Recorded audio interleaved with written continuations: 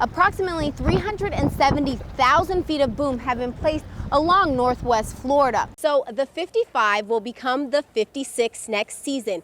And here's what one actually looks like. This is an oil boom that will get lowered into the Gulf. Other important issues on this ballot are county commissioners, as many local residents have to travel elsewhere to find employment. With the growing popularity of cold weather sports like snowboarding in warm weather climates like California, Sheila Odom has spent her entire life enjoying Pensacola Beach. But since oil washed on the shores earlier this week, Odom and many Gulf Coast residents are devastated by what they've seen happen to their home. When you talk about going to the beach, it's not we're going to go and have a good time, you want to come, and we're going to go and see it one more time. The first time I saw it, and this isn't it, I cried. Since April 20th, almost 60,000 barrels of oil have been leaking into the Gulf of Mexico daily. But what was once a threat of oil has turned into a reality.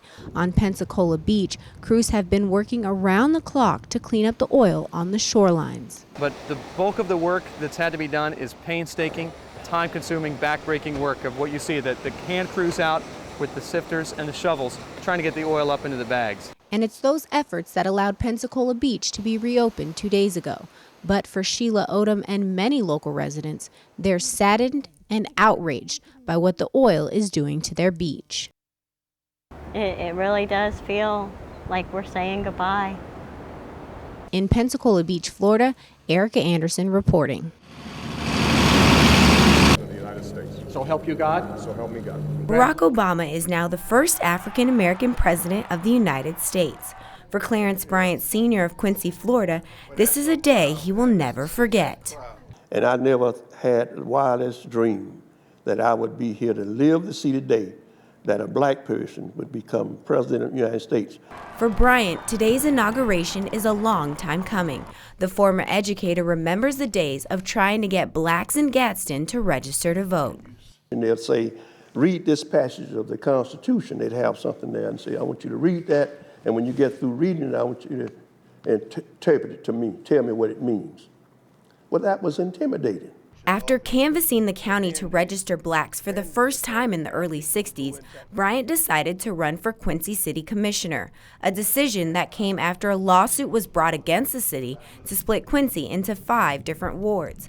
After the split, Bryant became one of the first 2 African Americans to be elected as a Quincy City Commissioner, where he served for 21 years. For Bryant, President Obama's inauguration marks a new day in Quincy and in America. We have learned to live together and accept each other. In Gadsden County, Erica Anderson, ABC 27 HD. Either you can write the book or you can read the book. Marcus Magruder is now writing the next chapter to his story. Pit Row, the former Wake Forest cornerback, is now training to become a professional tire changer for NASCAR. Though he didn't know much about the sport, Magruder looks forward to this second chance at going pro. Being an athlete I feel nothing but blessed and honored to be in a situation once again that I'm allowed the opportunity to go professional in something, in a sport that excites me. And he's not the only former college athlete making the jump from the turf to the track. Deion Williams, a former Wake Forest linebacker, thought his career was over after several head injuries. Now he's winning Sprint Cup races as a tire carrier for Mark Martin. Just having the opportunity to still be a professional athlete in another sport that you never knew existed or paid attention to, it made that transition a whole lot easier. This second chance is becoming a reality for former college athletes through the Drive for Diversity Crew Development Program, a NASCAR initiative that began back in 2004 to train minorities and women for a pit crew career. But getting into the program is just the first stop. To make it to the professional level, these athletes have to get it done in an average of 13 seconds.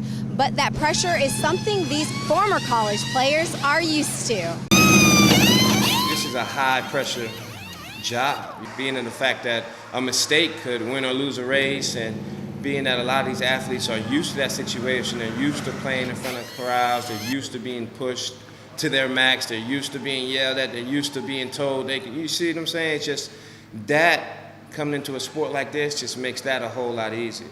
For Marcus Magruder, his story as a pro athlete is just beginning. In Huntersville, North Carolina, Erica Anderson reporting.